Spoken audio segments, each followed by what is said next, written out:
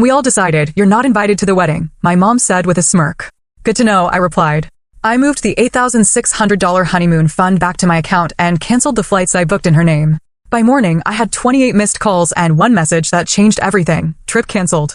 Can you imagine your own mother, the woman who raised you, looking you in the eye and telling you that you're not welcome at your own sister's wedding? Not as maid of honor, not as a bridesmaid, not even as a guest. That's exactly what happened to me, Lisa, at 32 years old, in a moment that shattered my world and forced me to redefine what family truly means. Growing up, my sister Rebecca and I were inseparable. I was always the responsible older sister, her protector and guide. From teaching her to tie her shoes to helping her through high school drama, I was her constant. But our mother, Deborah, never hid her favoritism. Rebecca, with her artistic talents and bubbly personality, was the golden child. I was the practical one, always told to lighten up. My father, Thomas, mostly stayed out of it, choosing peace over confrontation, even when mom's behavior crossed a line. As the eldest, I became the family's default problem solver. Roof leaked? I fixed it. Bills piled up? I quietly covered the shortfalls from my savings. This pattern continued into adulthood. I even helped Rebecca financially through her art history degree when our parents' contributions fell short. It was ironic, really. I managed multi-million-dollar portfolios for clients in Boston, yet I was still expected to manage my family's finances. But honestly, helping Rebecca achieve her dreams brought me genuine joy. 3 years ago, Rebecca met James Wilson at an art gallery. I knew instantly they were perfect. James came from a wealthy family, but was grounded, valuing Rebecca's artistic perspective. Their engagement 2 years later surprised no one, and I was the first person Rebecca called, screaming with excitement. Lisa, he proposed. You're going to be my maid of honor, right? I can't do this without you. Her happiness bubbled through the phone. Of course I will, I promised, already mentally planning everything. The initial planning was exactly what I'd imagined. Rebecca and I spent weekends browsing venues, discussing color schemes, and creating Pinterest boards. My apartment filled with bridal magazines. But then, the first sign of trouble. At a family dinner to discuss budgets, Mom arrived with a leather-bound wedding planner I'd never seen. I've already put deposits down on the Clayton Hotel, she announced before anyone had even touched their salad. They only had one date available, so I snatched it up. Rebecca looked surprised but pleased. Mom, that's so generous, but Lisa and I were still comparing venues. Mom patted Rebecca's hand, shooting me a triumphant glance. Darling, the Clayton books up a year in advance. We're lucky they had a cancellation. Besides, I've always imagined your wedding there. That was the first of many decisions made without consultation. Within weeks, Mom had essentially taken over, transforming from occasional participant to wedding dictator. Vendors I'd researched were dismissed for her friends' recommendations. The color scheme Rebecca and I had settled on was suddenly too drab. It's fine, Rebecca assured me when I expressed concern. Mom's really enjoying this, and it makes planning easier, plus she and Dad are contributing a lot financially. I bit my tongue and stepped back, still helping where I could, but increasingly feeling like an outsider. That feeling intensified when my cousin Megan started appearing in planning photos on social media. Megan had always wanted to be part of our inner circle, and now she was suddenly accompanying Rebecca and Mom to vendor meetings I hadn't been invited to. In one Instagram photo, she was holding color swatches against bridesmaid dress options, a task I thought would be mine as maid of honor. Rebecca seems closer to Megan these days, I casually mentioned to my boyfriend, Tyler, scrolling through yet another photo of them at a cake tasting. Maybe it's just because Megan has more free time, Tyler suggested, always the voice of reason. You've been slammed at work this quarter. I nodded, pushing down the nagging worry that something more significant was happening. Rebecca and I had been each other's constants for 30 years. A few weeks of wedding planning couldn't change that, could it? But as spring progressed, the invitations to planning events stopped coming altogether. When I called Rebecca, her responses became vague and rushed. The detailed discussions about centerpieces and music were replaced with quick texts, Mom's handling it, or already figured it out. Meanwhile, I was still financially contributing, paying the deposit for the photographer Rebecca loved, ordering custom welcome baskets, and secretly arranging what I hoped would be the perfect wedding gift, a luxury honeymoon to Bali, complete with first-class flights and a private villa. I told myself everything would return to normal after the wedding. This was just a stressful time. I didn't realize then how wrong I was, or how quickly the situation would deteriorate beyond what I ever thought possible. The day I discovered I wasn't invited to Rebecca's wedding dress shopping was like a punch to the chest. I found out through an innocent question from my coworker, Natalie, who happened to be friends with the boutique owner. How was Rebecca's appointment yesterday? Sandra mentioned your sister found the one right away. I froze, coffee cup halfway to my lips. What appointment? Natalie's expression shifted from excited to uncomfortable. Oh, at Elegant Moments. Sandra said your mom, sister, and cousin had champagne and spent hours there. I just assumed you were there too. I mumbled something about a last-minute work emergency and escaped to the bathroom, staring at my reflection, trying to make sense of being excluded from such an important moment. Rebecca and I had talked about wedding dress shopping since we were teenagers, pretending pillowcases were veils. I called Rebecca that evening, my voice carefully controlled. How was dress shopping? A pause. Oh, it just happened really fast. Mom had an appointment, and it wasn't supposed to be the actual shopping day, just a preliminary look with Megan. She was free, and we needed a third opinion. I could have made myself free, I said quietly. You could have asked. Lisa, don't make this a big deal. There will be plenty of other wedding stuff you can be part of. But the other wedding stuff never materialized. The bridal shower was organized without my input, though I was asked to contribute financially. The bachelorette party planning was taken over by Megan, who chose a destination I knew Rebecca wouldn't truly enjoy. When I offered suggestions based on 30 years of knowing my sister, they were dismissed as not what Rebecca wants anymore. Still, I continued to support from the shadows. I finalized the honeymoon arrangements, spending $8,600 on first-class flights, luxury accommodations, and special experiences. I imagined Rebecca's face when I presented her with the surprise at the rehearsal dinner, picturing the hug and the return of our sisterly bond. Meanwhile, the distance between us grew. Rebecca began declining our traditional Sunday brunches. When we did speak, our conversations felt scripted and shallow. Is everything okay between us? I finally asked directly after weeks of increasingly sporadic communication. Everything's fine. I'm just super busy with wedding stuff, she replied, not quite meeting my eyes. Mom's been amazing handling all the details. At a family gathering in May, just 2 months before the wedding, I overheard a conversation that made my blood run cold.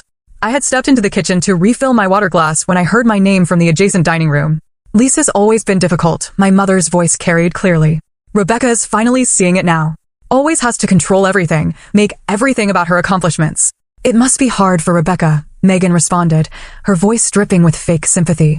Especially during her wedding, when she should be the center of attention. Exactly, Mom said. That's why we've had to minimize her involvement, for Rebecca's sake.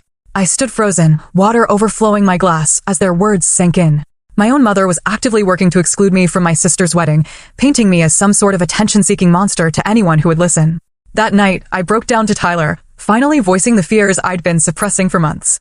What if they don't even want me at the wedding anymore? What if all this distancing is leading to something worse? Tyler pulled me close, his steady presence a contrast to my shaking hands. That's not possible. You're Rebecca's sister, and you've done nothing but support her. But what if Mom has convinced her otherwise? You don't know how persuasive she can be, how she twists things. Then you need to talk to Rebecca directly, Tyler said firmly. No more guessing, no more hoping it will get better on its own. You need to have a real conversation about what's happening. He was right. The situation had deteriorated too far for passive acceptance. I texted Rebecca the next morning, need to talk about the wedding and our relationship. Can we meet tomorrow?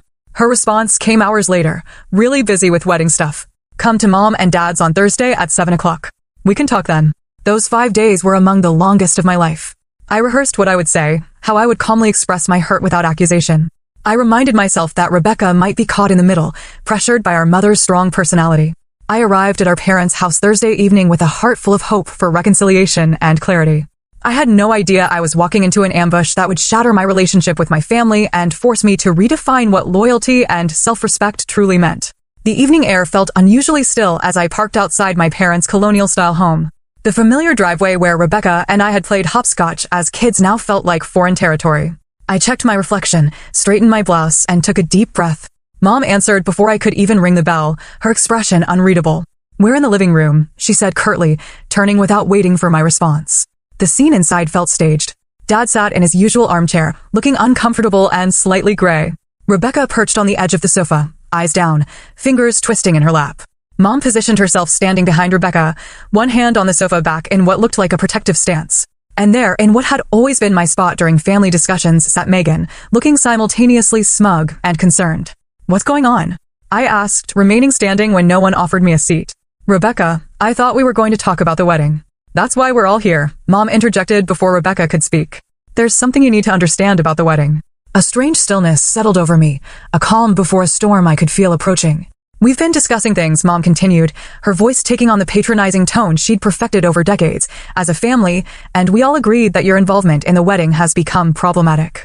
Problematic, I echoed, looking directly at Rebecca, who still wouldn't meet my gaze. Your controlling behavior, your need to make everything about yourself, Mom said, ticking off points on her fingers like items on a grocery list. The way you've tried to overshadow Rebecca's special time with your opinions and your financial contributions. I felt as though I'd stepped into an alternate reality. Rebecca? I prompted, desperate for my sister to speak for herself.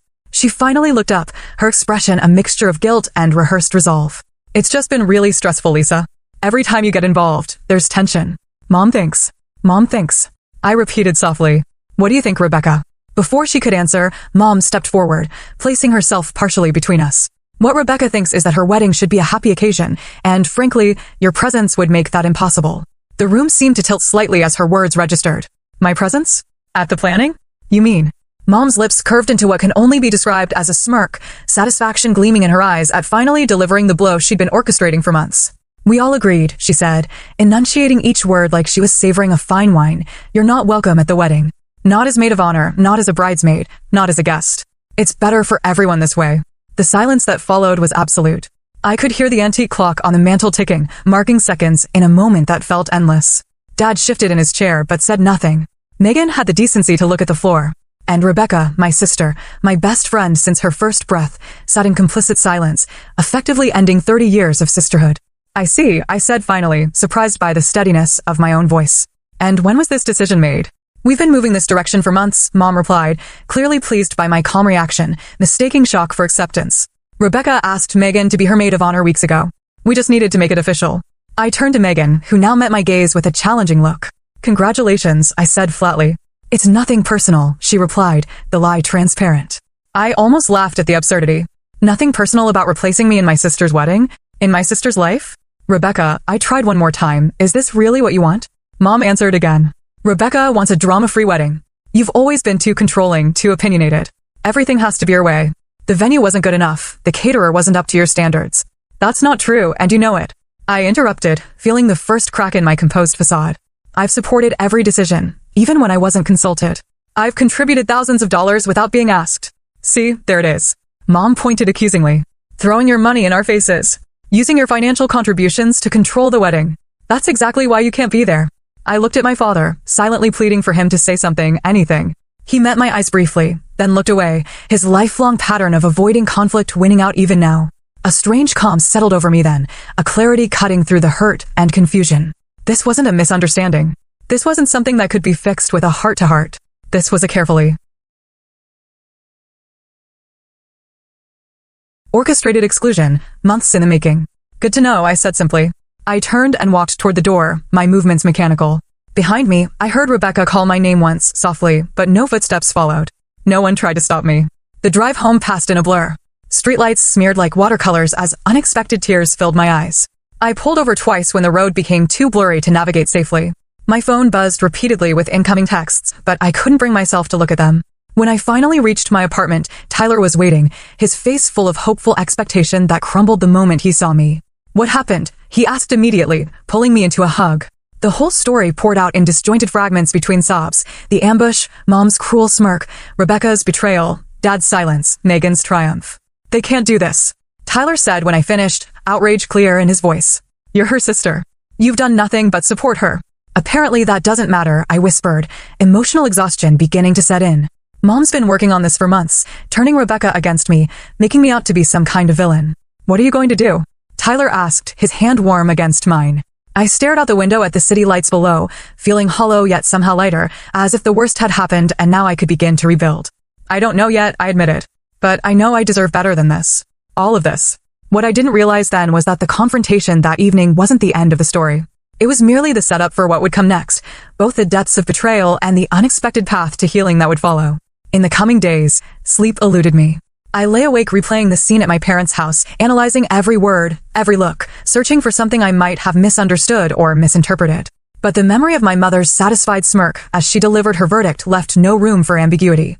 By 4 a.m., I'd given up on sleep entirely. Sitting at my kitchen table with a cup of tea growing cold beside me, I began to catalog all I had contributed to Rebecca's wedding. The photographer deposit, $2,500, custom welcome baskets, $1,800. The string quartet I'd arranged as a surprise, $1,200. The list grew longer as I remembered smaller expenses, the vintage hairpin, the calligrapher for the place cards. And then, the honeymoon, the crown jewel of my gifts to my sister and James, first-class flights to Bali, $4,200, the private villa with ocean views, $3,800, the special experiences, $600. All told, I'd contributed over $15,000 to a wedding I was now banned from attending. The first light of dawn was breaking when I made my decision. I opened my laptop and navigated to my banking app. With steady fingers, I transferred the $8,600 honeymoon fund back to my personal account. Next, I logged into the airline and resort websites, methodically canceling each reservation. I sent a brief, professional email to the travel agent handling the special experiences, explaining that the plans had changed. My phone had been buzzing intermittently throughout the night, but I hadn't looked at it. Now I checked the notifications. 3 missed calls from Rebecca, 12 from Mom, even 1 from Dad, which was unusual. There were multiple texts, most from Mom, ranging from defensive, "You're making this all about you again," to accusatory, "After everything we've done for you," but nothing that indicated remorse or reconsideration. I made one last call to my credit card company. "I need to report some unauthorized charges," I explained to the representative. "Family members have been making purchases without my permission." It wasn't entirely accurate, but it wasn't entirely untrue either. I'd never explicitly authorized my mother to use my card information for the additional wedding favors she'd ordered or the upgraded linens she'd insisted upon. By 7 a.m., I'd methodically untangled my financial ties to Rebecca's wedding. I sent a brief email to my boss explaining I needed a personal day, then turned off my phone completely. The sudden silence felt both terrifying and liberating. I spent the morning walking through the public gardens, trying to process the magnitude of what had happened. The betrayal felt physical, an actual ache beneath my ribs that intensified with each breath. Rebecca and I had shared everything for 30 years. Secrets, dreams, sorrows, celebrations. How could she sit silently while Mom banished me from her wedding? How could she replace me with Megan of all people? Around noon, I met my best friend, Olivia, for lunch. I hadn't planned to tell her everything, but one look at my face and she knew something was catastrophically wrong. "They did what?" she exclaimed when I finished explaining, loud enough that neighboring tables turned to look. "Your own mother said that to your face?" I nodded, pushing salad around my plate without eating. "And Rebecca just sat there?" Said nothing. Olivia's outrage was validating after hours of self-doubt. She tried to speak once or twice, but Mom kept interrupting, and she didn't stop any of it. I trailed off, the hurt still too raw to articulate fully. Olivia reached for my hand across the table. "Lisa, there's something you should know. I didn't tell you before because I didn't want to upset you, but now I think you need to hear it." My stomach tightened. "What is it?" "Your mom has been saying things about you for months now." Olivia looked uncomfortable. "At Rebecca's engagement party, she told my mother that you were jealous of Rebecca's happiness. And at the Williams dinner party last month, she mentioned how concerned everyone was about your fragile emotional state and how the family was walking on eggshells around you." I stared at her, stunned. "What? Why would she say that?" "I don't know, but she's been planting these little seeds with everyone in your social circle. Small comments, concerned looks, nothing direct enough to seem malicious, just enough to create this impression that you're unstable, somehow difficult." Olivia squeezed my hand. I shut it down whenever I heard it, but I'm not everywhere. My mother's voice echoed in my memory. "Your controlling behavior, your need to make everything about yourself." She hadn't just been turning Rebecca against me, she'd been systematically undermining me with everyone we knew. "But why?" I whispered, more to myself than to Olivia. "What does she gain from this?" "Control," Olivia said simply. "You're successful, independent, financially stable. You have what she never did. My mom always said your mother seemed jealous of you, even when we were kids." The pieces began to align in a new pattern, illuminating decades of small cruelties and manipulations I'd normalized or excused. The times Mom had forgotten to tell me about family events, the backhanded compliments about my career. "It's amazing you've done so well without a husband to support you," the way she subtly reminded Rebecca of every childhood slight while glossing over all I'd done. "I've been so blind," I said finally. "You've been a daughter who wanted to believe the best about her mother," Olivia corrected gently. "That's not blindness, that's love." By the time I returned home that afternoon, I felt different. Still hurt, but clearer about what was happening and what I needed to do. I turned my phone back on and watched as notifications flooded in. 28 missed calls in total, voicemails ranging from my mother's cold fury to my father's uncomfortable attempts at peacemaking. And then, one message from Rebecca, sent at 3:42 a.m., that changed everything. "I'm so sorry, Lisa. Mom's been lying to me about you for months. James and I just found out what she did with the honeymoon reservations. Please call me. Please. I need my sister back." I stared at Rebecca's message for a long time, my thumb hovering over the call button. The raw emotion in her text felt genuine, but after months of manipulation and yesterday's brutal confrontation, I wasn't ready to dive back into the chaos without understanding more.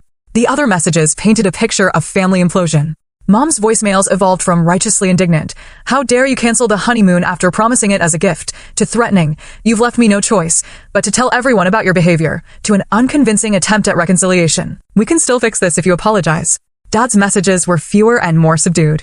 "Your mother is very upset," he said in one, background noise suggesting he was calling from his car to avoid being overheard. "I didn't know about any of this until yesterday. Please call when you can." Other family members had begun weighing in too. My Uncle Robert, always Mom's ally, left a stern lecture about respecting parents. My grandmother asked in her wavering voice if I was feeling all right, clearly having received Mom's version of events. But there were unexpected supporters too. Aunt Catherine, who rarely involved herself in family drama, left a surprisingly forceful message. "I've watched your mother do this before, Lisa. She did the same to me with your father. Call me. We need to talk." I decided to start there, calling my father's sister back first. "Oh, Lisa." Aunt Catherine's warm voice filled the line immediately. "I've been so worried. Are you all right?" "Not really," I admitted. "I don't understand what's happening, Aunt Kath. Why would Mom do this?" "Because you threaten her," she said simply. "You always have, since you were little. So capable, so independent. Deborah needs to be needed, to control everything. When that's challenged, she reacts by turning people against you. By banning you from the wedding? It's what she does." Catherine sighed. "She did the same to me when I was your age. Your father and I were always close, but when he met Deborah, things changed. She created conflicts that didn't exist, told your father I'd said terrible things about her. By their wedding, I wasn't welcome either." I sat down heavily, processing this revelation. Dad never told me that. Thomas has always chosen peace over confrontation, especially with your mother. We eventually reconciled, but only years later and never like before. Her voice softened. "But this isn't about old history. This is about stopping the pattern now, before your relationship with Rebecca is permanently damaged." After speaking with Catherine, I called my best friend from college, Andrea, who worked as a therapist. Without breaking confidentiality, she helped me understand the dynamics at play: narcissistic patterns, triangulation, the golden child/scapegoat dynamic that had shaped my relationship with Rebecca since childhood. The most important thing, Andrea emphasized, is protecting your own boundaries while leaving room for Rebecca to find her way back. She's been manipulated too, remember? I was still processing this advice when my phone rang again. "Lisa?" It was James, Rebecca's fiancé. He sounded genuinely distressed. "Thank God you answered. It's been chaos here. Rebecca has been crying for hours." "What happened, James?" I kept my voice neutral, not ready to extend trust. "We found out what your mother's been doing. The lies she's been telling. The emails she altered. Lisa, Rebecca never knew you were excluded from dress shopping. Your mom told her you couldn't make it, showed her texts from you canceling." "What?" "I never sent any texts. We know that now. Your mother apparently created fake conversations to show Rebecca, making it look like you were too busy or didn't care about wedding activities." His voice hardened. When we confronted her, she admitted to changing the names in the contact list on Rebecca's phone too, rerouting some of your texts to her own phone. The level of deliberate manipulation was staggering. But yesterday at the house, Rebecca thought that meeting was to reconcile things. Your mother told her you'd been saying horrible things about the wedding, that you needed to hear how hurt everyone was. She never expected what actually happened. My head was spinning. Why is she telling me this through you? Because she's terrified you'll never speak to her again. And because... He hesitated. Your mother showed up at our apartment last night after you left. She was not well, screaming about ungrateful children, demanding we choose sides. It got bad enough that neighbors called building security. The situation was spiraling faster than I could process. "I need to think, James. This is all too much." "I understand. Just don't shut the door completely, okay? Rebecca loves you. She's been manipulated too. I promised nothing but said I'd be in touch soon." I barely had time to absorb this conversation before my work phone rang. It was Sandra, our office receptionist. "Lisa, I hate to bother you on your day off, but there's a situation here. Your mother arrived about 20 minutes ago, demanding to see you. When I explained you weren't in, she's causing quite a scene in the lobby. My professional and personal worlds were colliding in the worst possible way." "What is she doing exactly?"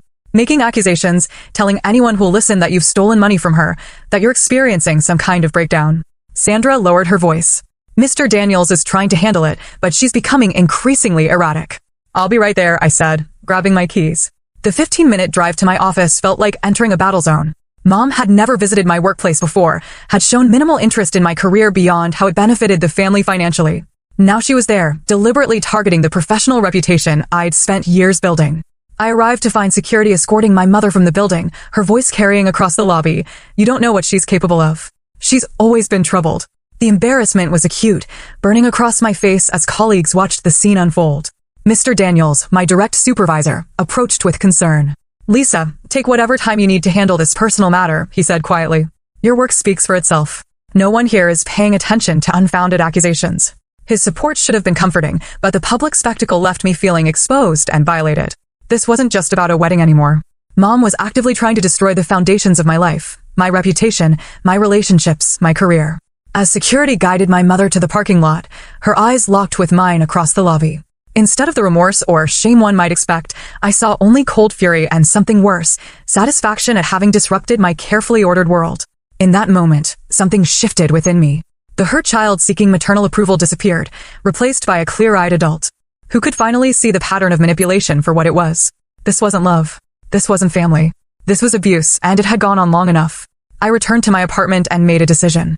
It was time to address this situation once and for all, not with emotional reactions, but with calm, irrefutable truth. I would meet with Rebecca and anyone else involved to lay out exactly what had happened and establish boundaries that would protect my well-being going forward. Whether those boundaries included attending the wedding or even maintaining contact with my mother remained to be seen, but for the first time, I understood that I deserved better treatment than I'd received, and I was prepared to demand it. 2 days later, I sat at a corner table in a neutral location, a quiet cafe halfway between my apartment and Rebecca's. I'd arrived early to settle my nerves, arranging printed evidence in a folder beside me, screenshots of original texts that contradicted Mom's fabricated ones, email confirmations of wedding arrangements I'd made, bank statements showing my financial contributions. Rebecca arrived alone, looking smaller somehow, her usual confidence diminished, dark circles beneath her eyes matching my own. "Thank you for coming," she said softly, sliding into the chair opposite me. "James isn't joining us?" I asked, having expected him after our phone conversation. "He's parking the car. I wanted a few minutes with just you first." Her hands trembled slightly as she arranged her purse beside her. "Lisa, I don't even know where to begin." I waited, giving her space to find her words. This wasn't how I'd pictured our first conversation after the confrontation, but nothing about this situation had followed expected patterns. "I believed her," Rebecca finally said, voice breaking. "All these months, Mom has been showing me texts from you, canceling plans, telling me you thought my wedding choices were tacky, that you were too busy with your important career to be bothered with wedding details." Tears spilled onto her cheeks. I believed her because it was easier than thinking my mother would lie so completely, so deliberately. "She showed you fake texts?" I asked, still struggling to comprehend the extent of the deception. Rebecca nodded, pulling out her phone. "James figured it out. Look at this." She showed me her messaging app, scrolling to conversations with me. Except they weren't my words at all. Messages dismissing wedding plans, complaining about costs, making snide remarks about her choices, all attributed to my number, but written in a voice nothing like mine. Mom had access to my phone. She created a contact with her number, but your name. When I thought I was texting you, I was actually texting her. Then she'd respond, pretending to be you. Rebecca wiped her eyes. "And she deleted real messages from you. I never received half the things you sent me." The methodical nature of the deception was staggering. "But what about when we saw each other in person? Surely you could tell something was off. We barely saw each other these past few months. Mom always had an excuse for why you couldn't make it to wedding events. And when we did meet, she was always there, controlling the conversation, interpreting everything you said in the worst possible light afterward." Rebecca looked up as James approached the table. She poisoned everything. James sat down, placing 3 coffees before taking a seat beside Rebecca. "Lisa, I'm so sorry. I should have seen what was happening sooner." "How did you figure it out?" I asked. "The honeymoon cancellation was the tipping point," James explained. "When Rebecca got the notification, she was confused because she didn't even know about the Bali trip. Your mother claimed you had promised this elaborate honeymoon, but canceled it vindicatively after being rightly excluded from the wedding." "But that made no sense," Rebecca interjected. "Why would you spend thousands on a honeymoon for us if you were as resentful as Mom claimed?" "So we started investigating," James continued, checking her phone records, comparing timestamps of messages. Once we started looking for inconsistencies, the whole fabrication fell apart. The final proof came when we found a folder on your mother's tablet. She'd actually been keeping screenshots of fake conversations she created, probably to keep her story straight. I pushed my folder across the table. I brought my own evidence. Bank transfers, original emails, everything. As Rebecca and James reviewed the documents, their expressions shifted from shock to horror to indignation. The contrast between my actual words and actions versus what my mother had portrayed couldn't have been starker.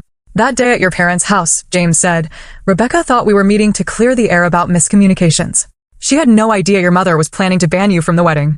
I froze, Rebecca admitted, shame evident in her voice. When Mom started saying those terrible things, claiming we'd all agreed, I was in shock.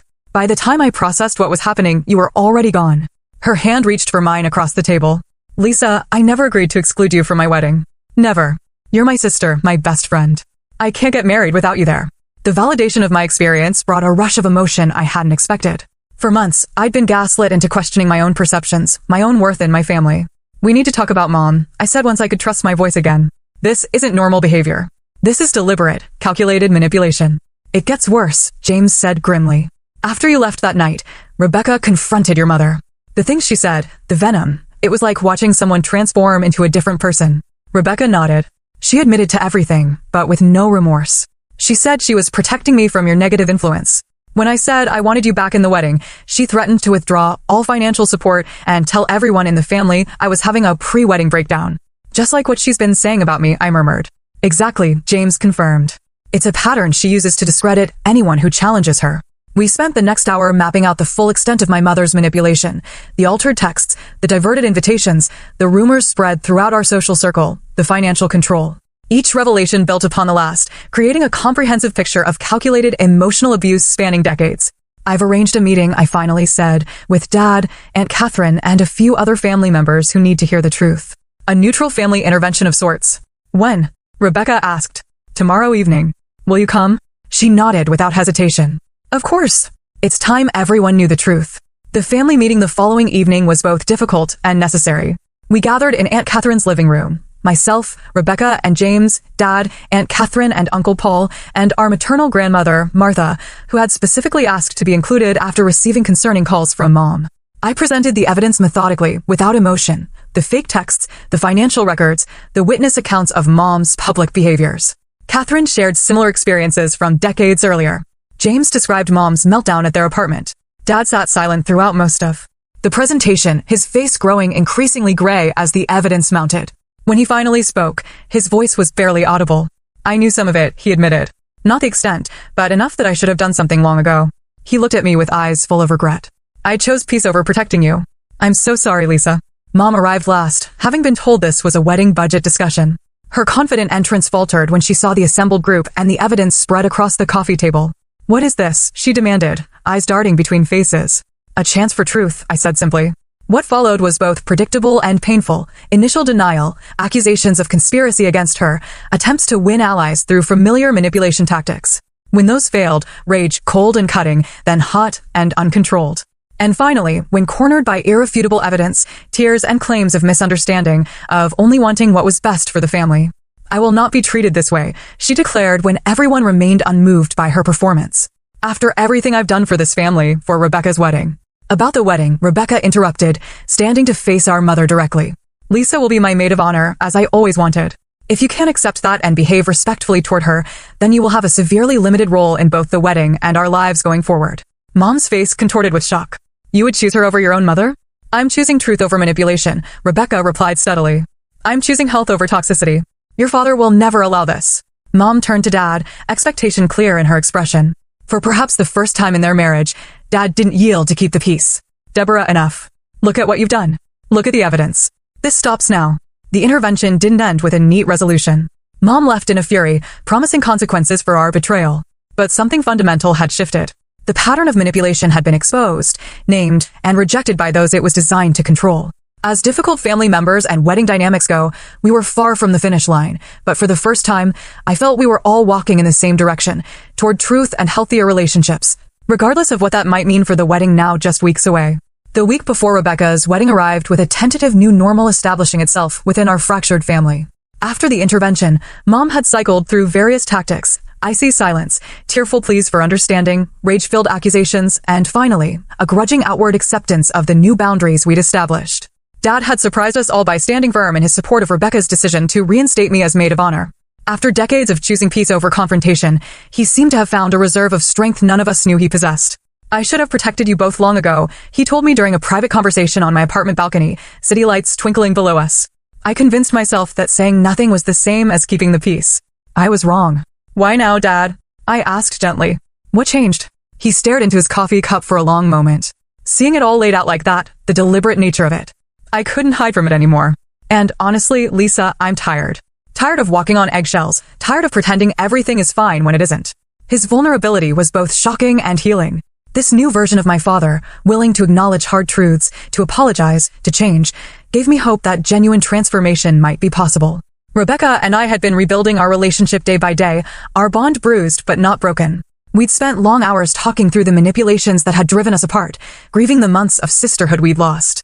I keep thinking about what would have happened if James hadn't discovered those fake texts, she said during one of our reconciliation brunches, restored to their rightful place in our weekly routines. Let's not think about that, I suggested, squeezing her hand across the table. We're here now.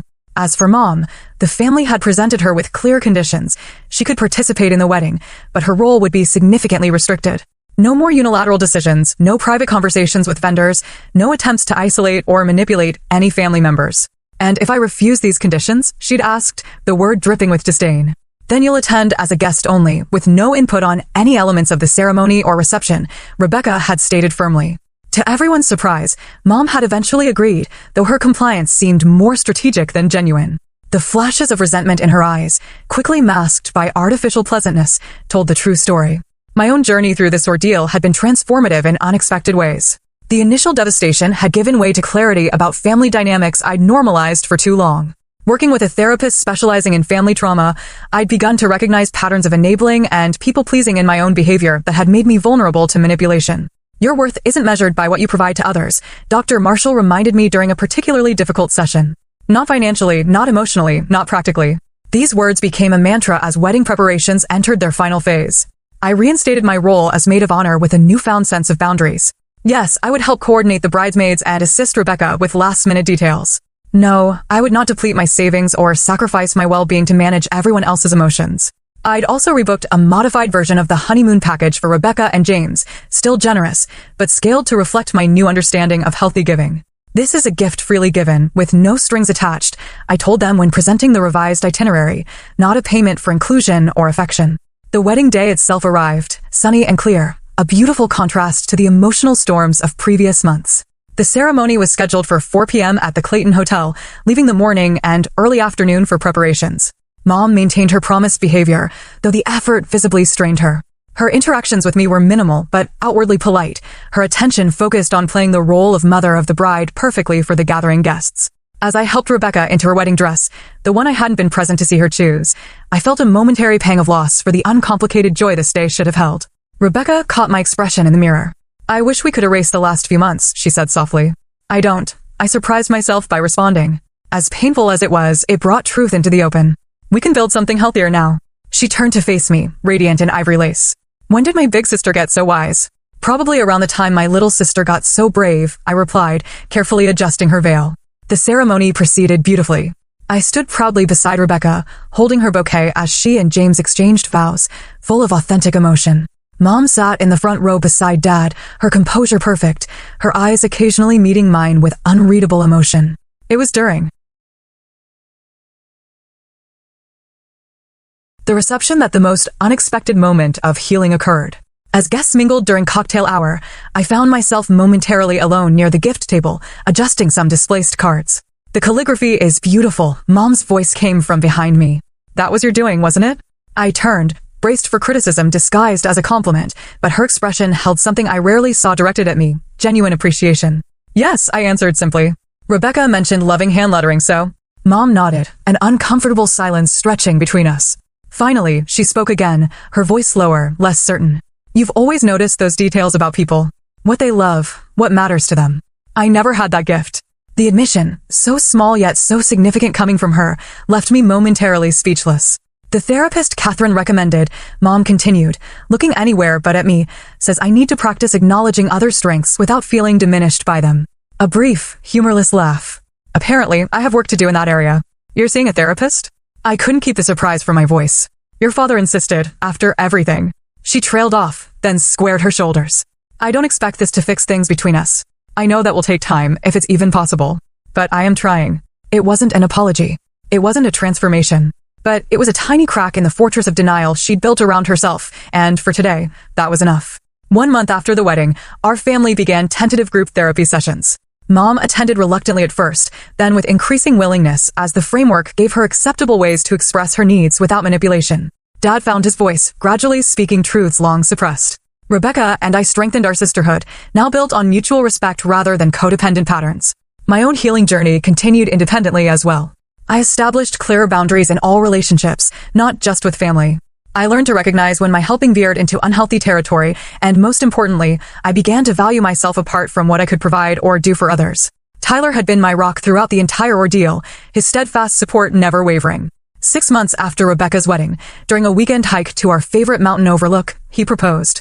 Yes, I said without hesitation, but with one condition. He raised an eyebrow, waiting. Our wedding planning stays between us.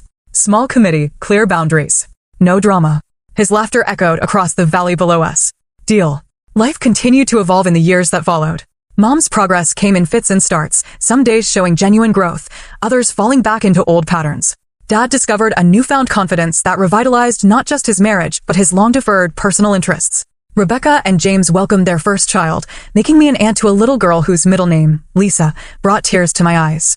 And I learned perhaps the most valuable lesson of all, that forgiveness doesn't require forgetting, that boundaries aren't barriers to love, but foundations for its healthiest expression, and that standing firm in your own worth is not selfish, but essential. The journey from that devastating night when my mother said those cruel words, "We all agreed you're not welcome at the wedding," to where I stand now, wasn't direct or easy. It required courage to face painful truths, wisdom to distinguish healthy relationships from toxic ones, and strength to demand the respect I deserved. If you're facing similar family challenges or painful exclusions, remember that sometimes the hardest boundaries to set are the ones that ultimately lead to healing. Your worth isn't determined by others' ability to recognize it, and sometimes, when the door to reconciliation seems firmly closed, it's actually the first step toward opening a healthier one.